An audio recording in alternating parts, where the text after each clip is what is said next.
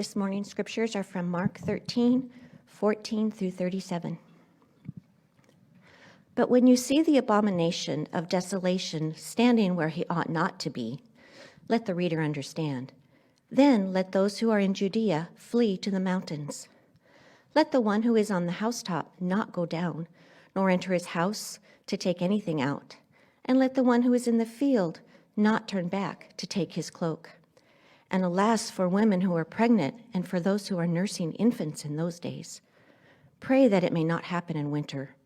For in those days there will be such tribulation as has not been from the beginning of the creation that God created until now, and never will be. And if the Lord had not cut short the days, no human being would be saved. But for the sake of the elect, whom he chose, he shortened the days. And then if anyone says to you, "Look, here's the Christ," or "Look, there he is," do not believe it. For false Christs and false prophets will arise and perform signs and wonders to lead astray, if possible, the elect. But be on guard. I have told you all things beforehand.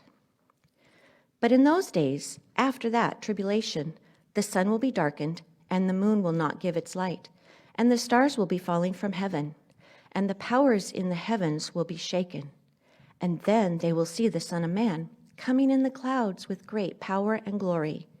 And then he will send out the angels and gather his elect from the four winds, from the ends of the earth to the ends of heaven. From the fig tree, learn its lesson. As soon as its branch becomes tender and puts out its leaves, you know that summer is near. So also, when you see these things taking place, you know that he is near, at the very gates. Truly I say to you, this generation will not pass away until all these things take place. Heaven and earth will pass away, but my words will not pass away. But concerning that day or that hour, no one knows, not even the angels in heaven, nor the Son, but only the Father.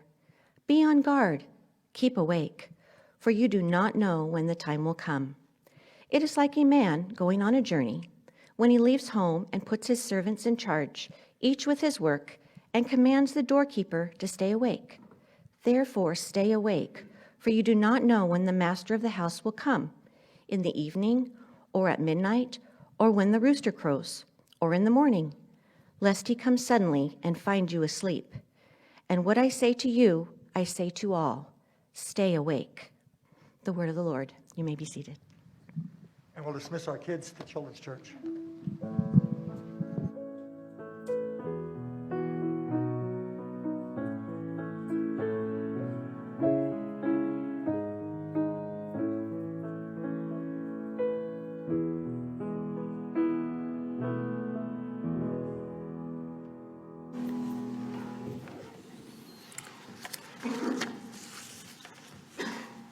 Well, good morning, Lake Taps.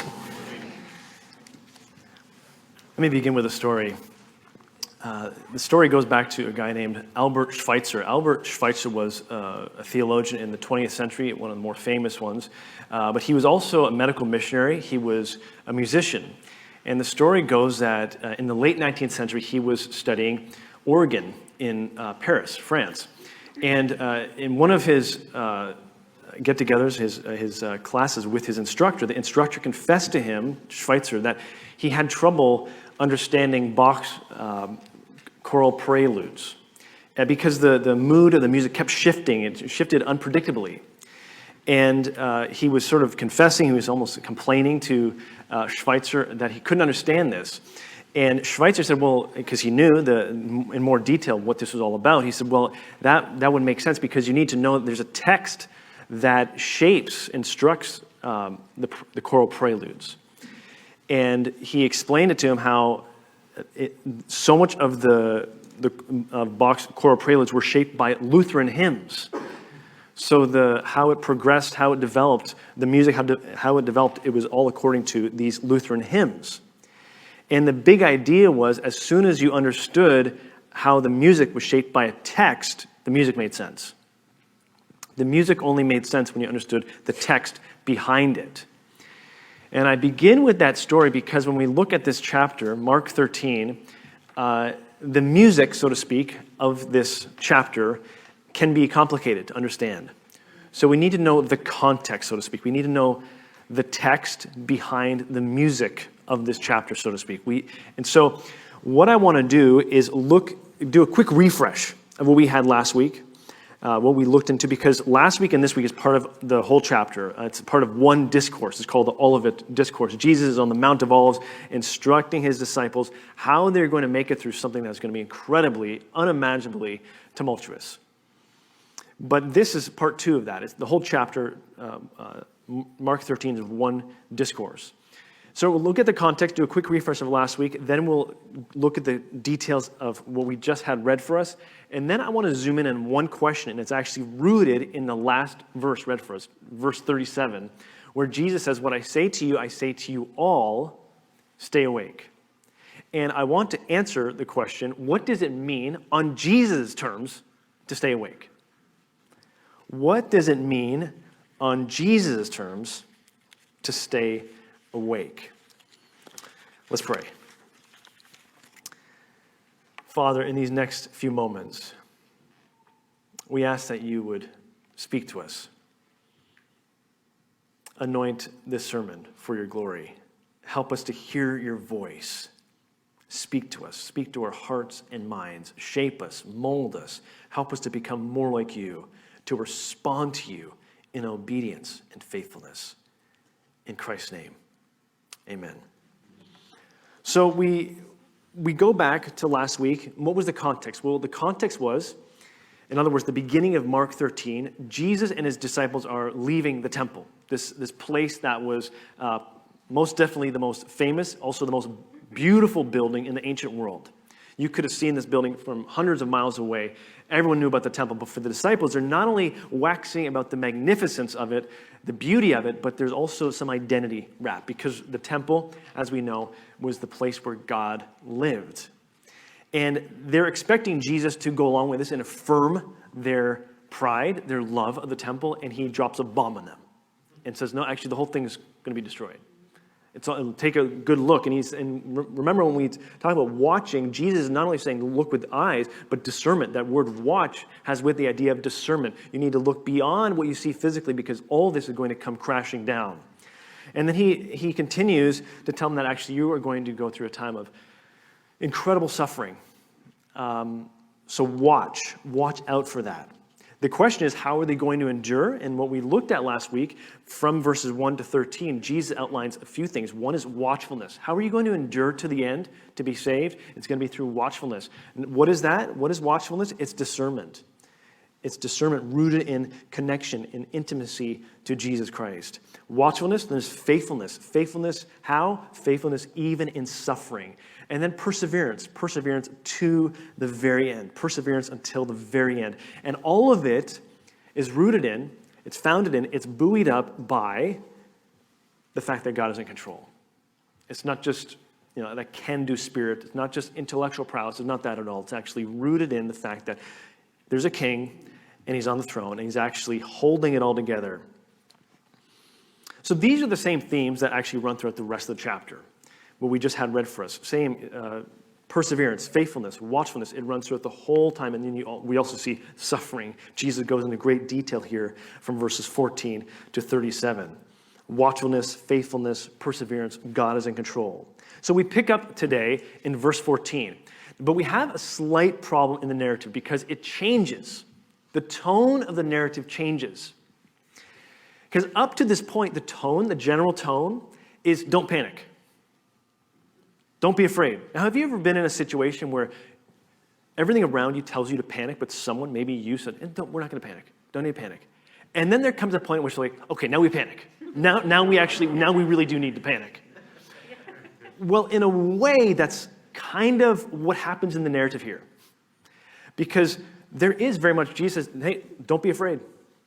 And then we have something in verse 14 that tells the disciples that, yeah, actually, it's time to get out. There's going to be a time, there's going to be a sign that's going to tell you it's time to get out, and don't look back. Don't look back to get in. Just get out.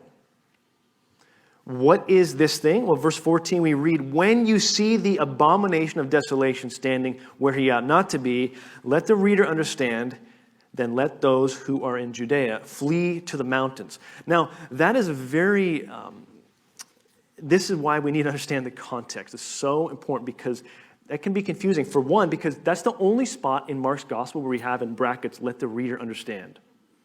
Nowhere else do we find that in the Gospels. Why? Well, the inference is there. If we can go back to the earliest listeners of Mark's Gospel, they were listeners. They were not readers. It was an oral culture. So they're hearing this, and the inference from Mark is this might be trouble. This might be hard to understand. So let the reader understand what's happening here. How are we to understand what Mark is speaking about when he mentions this term, abomination of desolation? What is it? Well, one helpful clue is we go back to where it's mentioned in the Old Testament. Daniel 11:31 is another spot in Daniel, I think in Daniel 12, but in Daniel 11:31, it refers, that's where we first see this turn of phrase, the abomination of desolation. It refers to a scandal that would defile and profane the Jerusalem temple. That's what it's referring to in Daniel.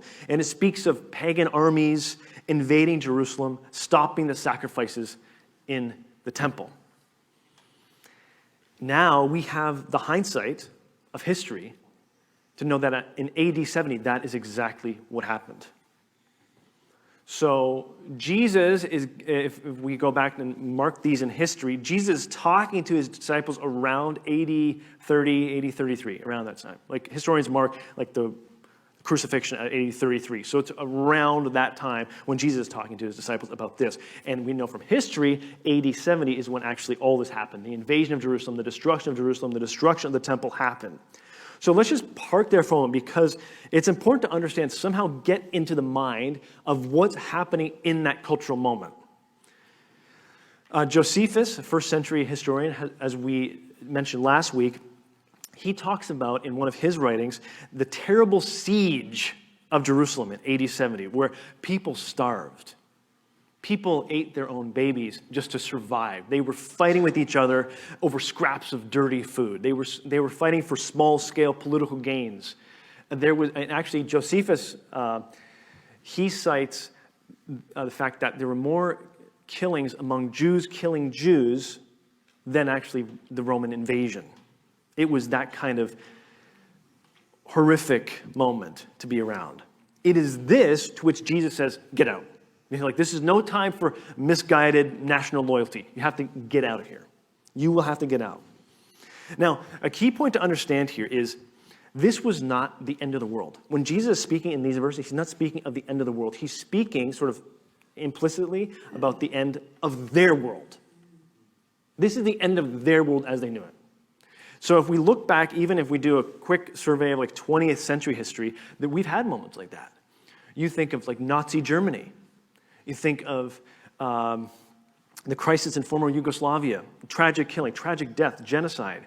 Rwanda, the fighting between the Hutus and the Tutsis.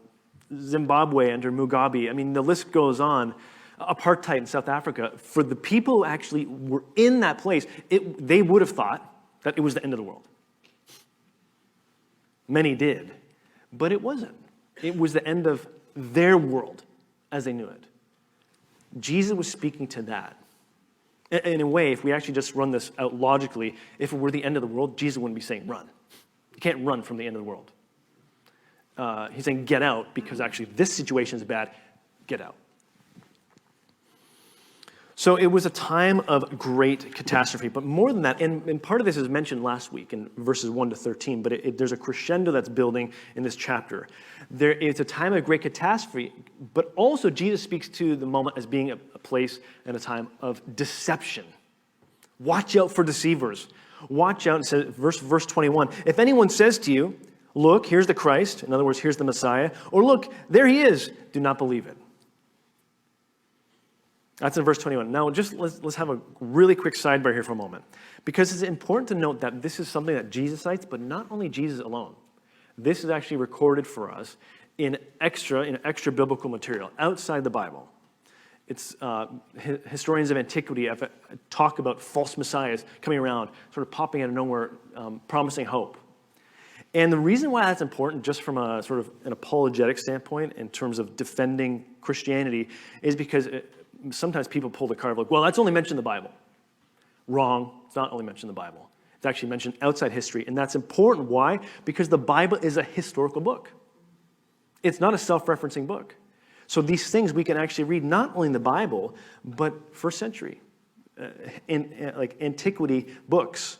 It's actually, that's something that ought to give us a lot of encouragement, because not all sacred books can actually say the same thing. So Jesus is saying, watch out, there are going to be people who come around saying that they're the Messiah. That's in verse 21. He says that elsewhere, but that's very explicit in verse 21. And to all the false messiahs, Jesus says, be on guard. Also, I've told you, just know that I told you about this beforehand. Then we move to verses 24 to 27.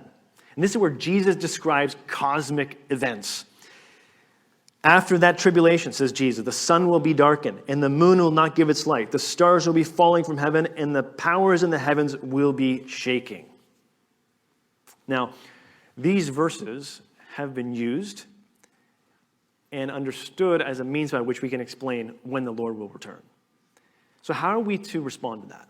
How are we to think carefully about understanding those verses? I want to suggest to you that this is why context is so important. We need to remember that Jesus is speaking into a particular context. What context is that? Well, the disciples feel this bomb that Jesus has dropped about the destruction of the temple, and they ask him two questions. One, when is this going to happen? And two, what are the signs going to be? And this is the context in which Jesus is outlining all this stuff that is going to happen. Now, in terms of the last days, the end of the age, there is the allusion to that. But the biblical narrative is clear. In other words, the meta-narrative, the macro-level understanding of Scripture tells us that we are in the last days. Paul was in the last days. We are in the last days. So that is not necessarily anything new. But when it comes to using these texts to understand when Jesus will return, we're actually pretty clear on that. Particularly in verse 32, Jesus says, no one knows. Not even he knows. Only the Father knows. So that's a good correction for any of us who would say to use this as predicting prophecy. This isn't actually the space to do that, says Jesus. No one knows. And the instruction ultimately is watch. That's the instruction. Stay awake. Verse 33. Be on guard. Be alert.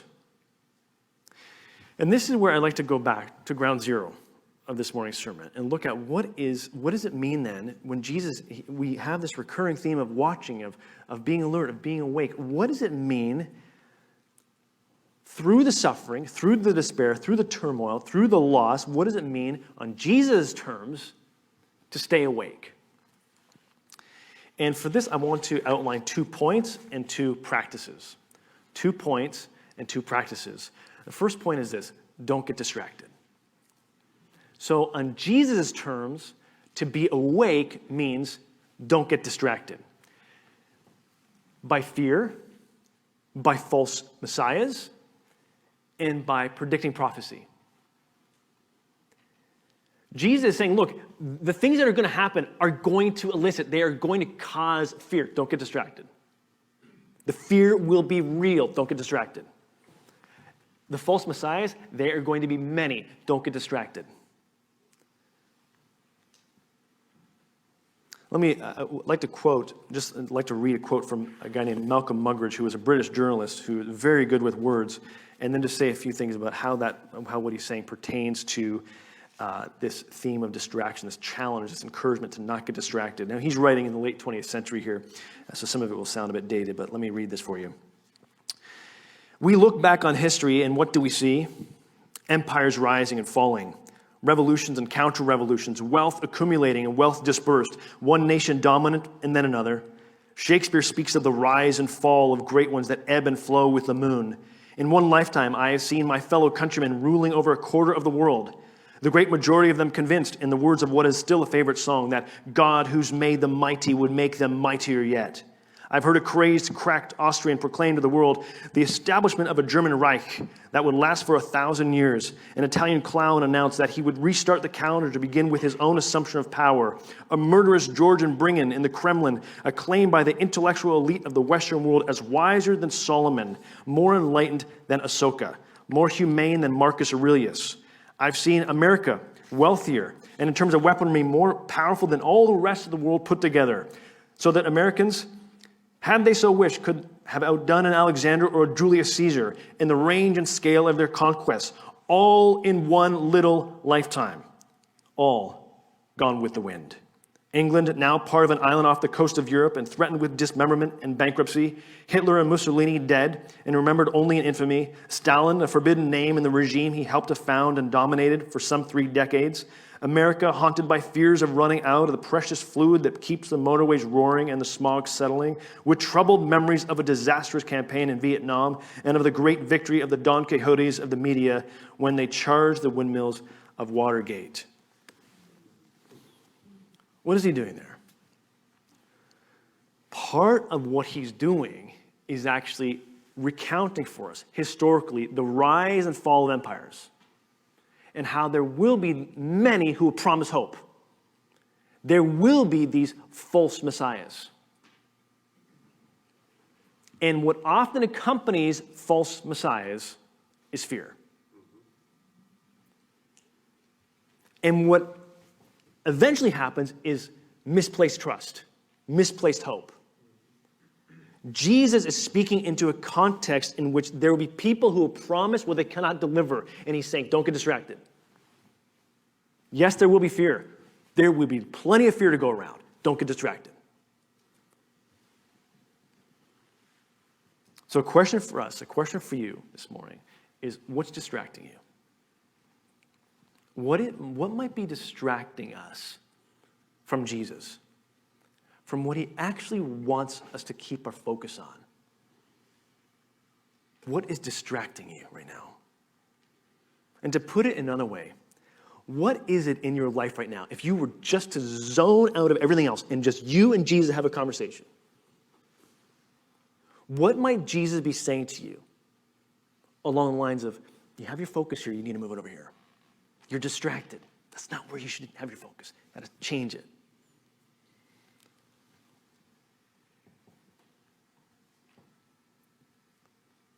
For many of us, myself included, we've become distracted. And Jesus is saying, don't get distracted. Look at me. Focus on me. So what does it mean to be awake on Jesus' terms? First, don't get distracted. Don't get distracted by fear, by false messiahs, by predicting prophecy. It's a dead end. No, change of focus. That's not the thing. Second point is staying awake means faithfulness under pressure. Faithfulness under pressure. From verses 33 to verse 37, 5 times in different words, Jesus warns his disciples to watch, to be alert. The first word in the Greek it denotes discernment. The second word is wakefulness. And the third is vigilance. Discernment, wakefulness, and vigilance. This also makes sense of why near the end of this discourse, Jesus talks about a doorkeeper, that parable. And it's a metaphor for a reality of what it looks like to be a disciple, to be like a doorkeeper. Now, what does that look like? Well, I don't have much experience. I mean, I guess living in an apartment, I remember in Toronto, but I remember in London, Brittany and I, we had this small flat, and at this flat, there was a doorkeeper of a tall building. And this guy, to give like sort of baseline resume skills, baseline expectation was you needed to stay awake. We're paying you to stay awake. Part of being a doorkeeper is you got to stay awake. But the other one is you got to be discerning. If you see any like guys anything that looks suspicious, we're paying you to do that too. 3, we're paying you to be vigilant, to be on guard, to watch. When Jesus talks about watching, it's at 3 levels: discernment, wakefulness, and vigilance. Ultimately, speaking into the context, he's saying faithfulness under pressure. The mark of watchfulness, says Jesus, is not foretelling the future. No, dead end. That's not what watchfulness means. But it's obedience in the present. And to borrow a phrase from Nietzsche, it's a long obedience in the same direction. It's this long obedience in the same direction. That's what faithfulness looks like. That's what watchfulness looks like. Now, for the early church, this meant sharing Christ with each other and also with those outside the faith in thought, word, and deed.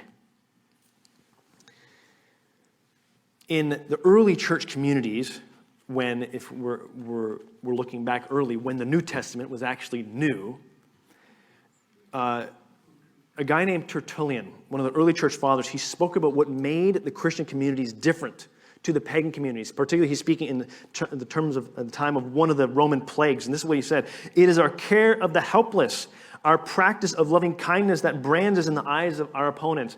Only look," they say, "look how they love one another." That's what distinguished the early church. It was thought, word, and deed discipleship. It was telling people about Jesus, but it was embodying in thought, word, and deed. Only look, says Tertullian, look how they love one another. Around the same moment in the 300s, an emperor after Constantine named Julian the Apostate said this: "These impious Galileans," talking about Christians, "they support not only their poor, but ours as well." He was complaining. He's like, "Guys, we got to do a better job here. We're getting showed up by the Christians. This doesn't look good." The Christian ethic was utterly unique. You didn't get that in Rome. You didn't get it in Greece, and you did not get it in Persia. It was distinctly Jesus stuff. To give up yourself so that someone else could gain didn't make any sense. Only Jesus made sense of that. In thought, word, and deed, the early church shared Christ. That's what faithfulness under pressure looked like. They shared Christ with each other and with those outside the faith. Now, for many of us, this morning, we might look at that and it will inspire us, but we might say, not sure if we're there, quite there. So then what does it look like to cultivate a life of being awake? If we're not there, what does it look like to actually till the soil and cultivate a life of being awake? I want to suggest two practices. One is, and this is taking notes out of the early church, is get together as a community, as a church body. Be vigilant about that. Coming together as a community. Now, why is local church so important? One of the reasons, there are many answers to that, but one of the reasons is because as we come together as a church, we are reminding each other why we believe what we believe. And when the early church was going through stuff, they needed the community to remind them, to remind each other why they believe what they believe in the middle of turmoil, in the middle of loss. Years ago, this is around 10 years ago, I remember being, for work, I was on the other side of the continent in eastern Canada, in Nova Scotia, and it was in the winter. And I was with a friend, actually a colleague of mine, who was debating he's a leading New Testament scholar, but also a skeptic. And they were debating the historicity, the trustworthiness of the resurrection of Jesus. So the irony of ironies was I was traveling from the hotel to the college where this debate was taking place, but I was in the same car with the New Testament skeptic. So he's in the passenger seat, I'm in the back seat, and a few of us are in the car, and of all things, we get into the snowstorm. So you make a 2-hour drive turn to a 4-hour drive. And so this guy is probably regretting that he's in the car with a bunch of us the whole way through. And we're going really slow. So we're talking to him, and I can't believe he actually did the whole thing, because he then did a full-on debate, and then we're got to do the same drive on the way back. But on the way, I'll never forget, I knew his story. Now, holds a prestigious post at a university here in the U.S. He's a New York Times bestseller. But I knew his story that actually he was a Christian. He grew up as a Christian. Then he lost his faith. That's how he would say it. In his postgraduate studies, when he just felt there were too many issues that just blew his faith out. It didn't make sense. And really now he makes a living out of writing against the Christian faith. And so I knew his story, so I said, I was a bit of it. It was sort of out of turn. I shouldn't have said it. I should have just let him alone. But I said, is there anything you miss? Is there anything you miss about Christianity? and expecting him to completely say, no, why would I be doing this? And I'll never forget, he looked back at me and he said, the church. I miss the church. And I was completely stunned. He said, there's nothing like the church. I haven't found anything like the church. And here's a guy who makes a living off of writing against the Christian faith, and he said, there's something very unique about the church. When we come together corporately and we encounter Jesus, we remind each other, we encourage each other why we believe what we believe. That's a practice that's going to cultivate, it's going to till the soil of being awake on Jesus' terms. The second piece, it's almost a two-layered point here, is take time to listen to Jesus and obey. Take time to listen to Jesus and obey. The scriptures tell us that the problem is not, is God speaking? No, he has spoken, he is speaking. The question is, are we listening? He speaks. And the part of listening is it also means that when we listen to him, then we obey. To be awake on Jesus' terms not only means to listen, but to obey. A friend of mine, I remember talking to him about faith, and I said, what do you think the antidote is to when you sort of get flat in the faith? When you sort of just, you're stuck. You don't feel like it's, dynamic. What is the antidote to that? And he said, risk. Radical obedience. That'll wake you up. If you feel like sort of like flatlined, say yes to Jesus every time he speaks to you. That'll wake you up. I remember another friend, we were talking about this, and he said, faith is spelt R-I-S-K. Faith is spelt R-I-S-K. Risk. Now, let me share a story that sort of shows foibles and flaws, all in all, to sort of demonstrate what this might look like. What does it look like to actually say yes to Jesus? Now, a few years ago, I was working at a friend of mine lent me office space in Puyallup, and it's an industrial area. And every afternoon, I go for a walk, and it's nice. Industrial area, generally, in that spot, you could go out for a 20, 30-minute walk, not talk to anybody. And that was part of the nice thing about it. You just go out and you're not bothered for 30 minutes. So I remember going out, and then as I was 50 minutes into my walk, I see this guy, and he's clearly he's in his car, but he's on a smoke break. Got a cigarette in his mouth, got headphones in, and all of a sudden, I have this thought go through my mind. Talk to him about Jesus. And I thought, no, I can't be right. No, I can't. No, it doesn't make sense. Can't talk to him. Why would I talk about? He's on a cigarette break. I can't bother him. He's got headphones in his. No, that would be rude. I wouldn't like that. So I just keep going, and then start making a deal with God, which is never a good idea. I said, God, if he is there 20 minutes from now when I come back, I'll see that as, okay, you want me to talk to him. So I circle back and head back. And you want to guess who was actually there in his car on the way back? It was that guy. He was there. And then I'm like, no, there's no way. No, it doesn't make sense. He's on his, round 2 or round 3 of a cigarette. I'm like, I know. So I go back to the office.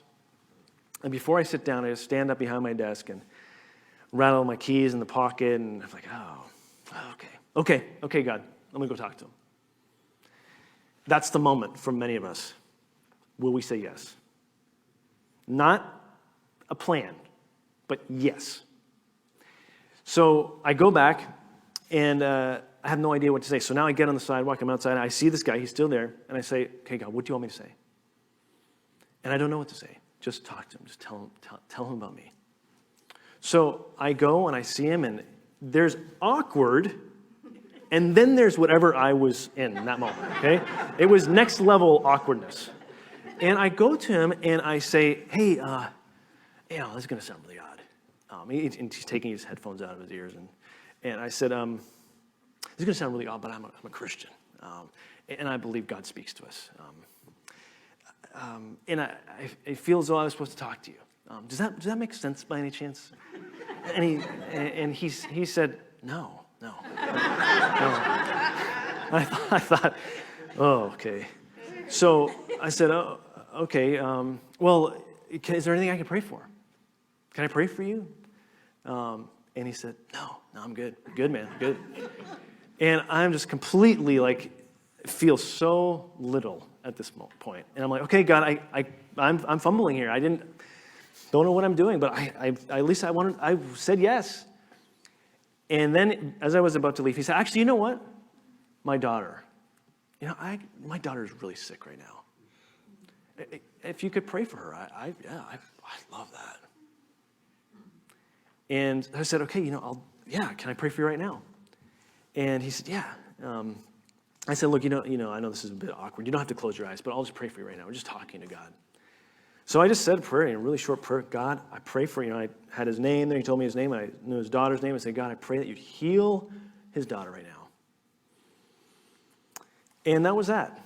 It was incredibly awkward. And we can go back in terms of, well, is that even true? Is that right? But the thing is, in a way, at a macro level, it does make sense because if we have the Spirit of Jesus living in us, well, if we just do the math of the world, the flesh, the devil, and God, well, the world definitely doesn't want me to tell someone about Jesus. The flesh, I was fighting that. The devil, we know what he's about, not telling people about Jesus. Well, yeah, it makes sense. Lining up with the scriptures, yeah, it makes sense for me to tell him. That is it's a very bungled way of showing what does it look like to say yes to Jesus.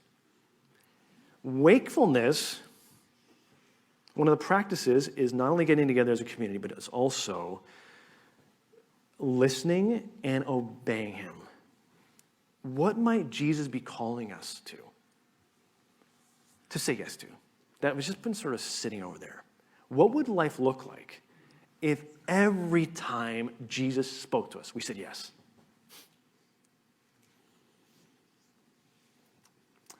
So we have 2 points, 2 practices, and I want to land it where the overall landing is in this discourse of Mark 13.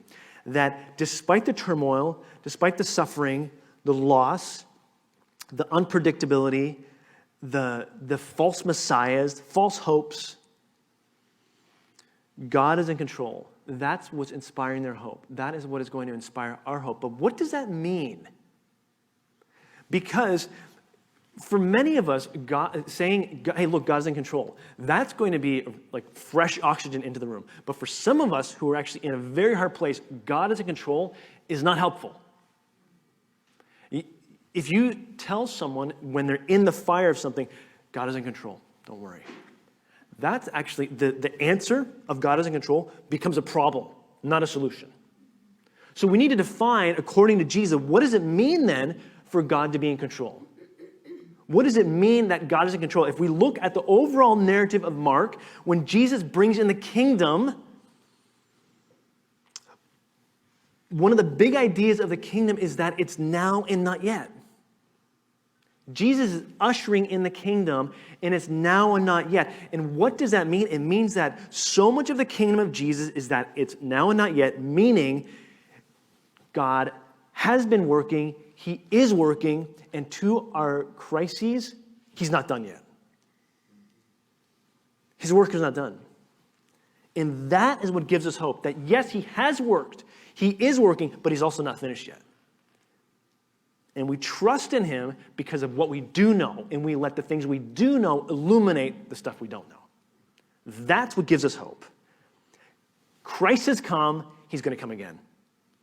He's going to make all things new. That's what we mean when we say God is in control. Not like, hey, sort of a there. God is in control. Well, that's not necessarily helpful unless we define it. Actually, he has been working, he is working, and he's not done yet.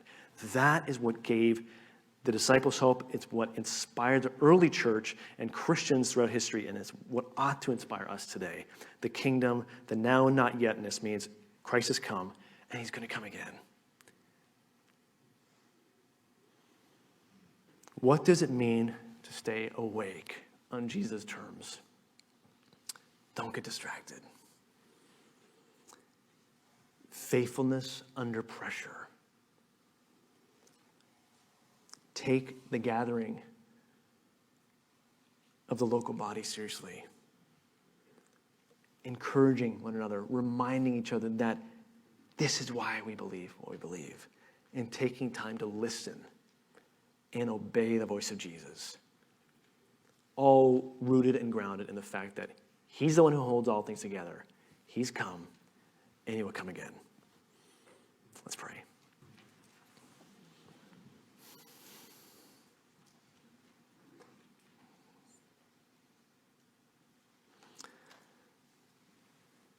Lord, thank you for your word. Thank you that we can trust you,